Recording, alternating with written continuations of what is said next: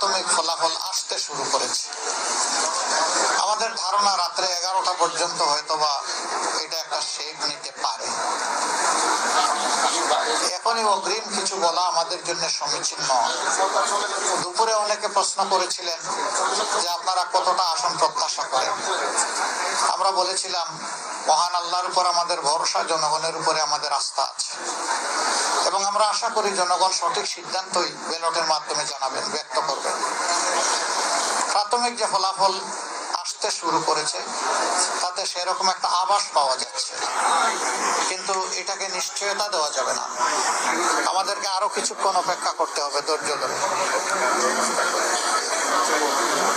আমার একজন সাংবাদিক বন্ধু প্রশ্ন করেছিলেন অন্য একটি দলের একজন নেতার উদ্ধৃতি দিয়ে যে তিনি বলেছেন 190 থেকে 200 আসন পাবেন।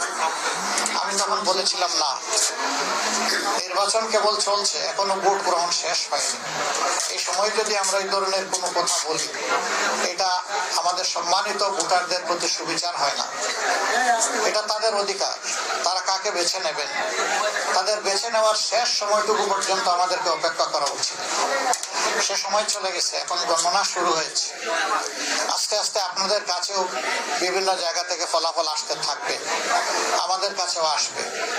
আমি শুধু এতটুকু কথা বলবো, যদি জাতির কোনো গুরুবার মহান আল্লাহ তাআলার ইচ্ছায় আমাদের উপরে আসে, আপনাদেরকে আমার বড় প্রয়োজন, আপনাদেরকে আমার পাশে পেতেই হবে।